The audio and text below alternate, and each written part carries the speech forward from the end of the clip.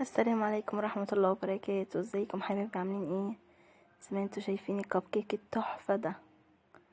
بصوا الجمال، كب كيك بقى مش اي كب كيك، لا، تحتيه اوريو وشوكولاتة ومدلعينه على الاخر.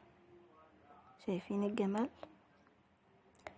تحفة وطري جدا وكيكة هشة جدا ومنظره من جوه تحفة. بصوا الكيكة اسفنجية ازاي. يلا نشوف بقى عملنا ازاي. هنا حضرت كوب ربع دقيق ومعاه ربع كوباية كاكاو وزيت ولبن وسكر وشوكولاتة بيضة وسودا وأوريو. أول حاجة نحط البيضتين ومعاهم باكو فانيليا وهضربهم كويس. بعد كده احط السكر، كوباية الا ربع سكر.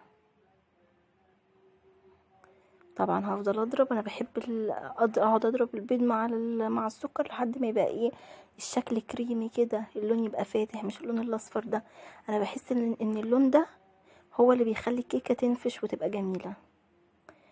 بصوا زي ما انتوا شايفين كده اللون، انا بحب اللون ده جدا. وبعد كده ابدا بقى احط بقيه المكونات. الزيت نص كوبايه زيت طبعا يكون نظيف، عشان لو زيت هيبان طبعا جدا في الكب كيك. هنا اخلطهم كويس. بعد كده نص كوبايه لبن، حبه حبه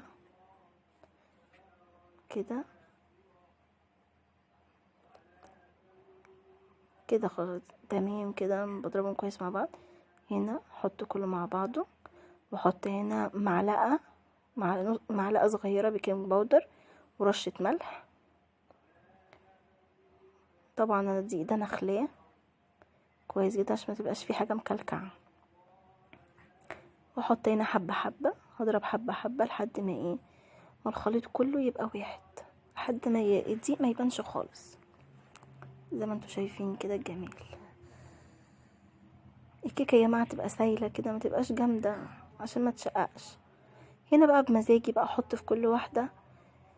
انا دي الملون ده عشان بنوتي بتحب تاخده معاها الحضانه، يبقى شكله حلو، بيبقى صغنطوط كده في اللانش بوكس، يبقى شكله جميل. هنا كده هنا هحط اوريو، واحط هنا حبه كده من الخليط بتاعي. هنا كده على البسكوت. وهنا هحط بقى زي ما انا عايزه. هنا احط مثلا شوكولاته بيضه وفي شوكولاته سودا، اي شوكولاته لو الخام او اللي احنا بناكلها العاديه.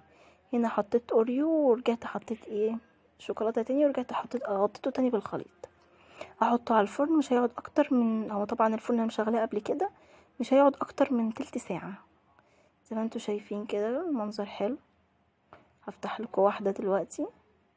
دي الشوكولاته البيضاء من المنظر تحفه يا جماعه، تحفه. يا رب تجربوها وتعجبكم، جميله جدا. بصوا لما بفتحها، بصوا هشه جدا ازاي. والسلام عليكم.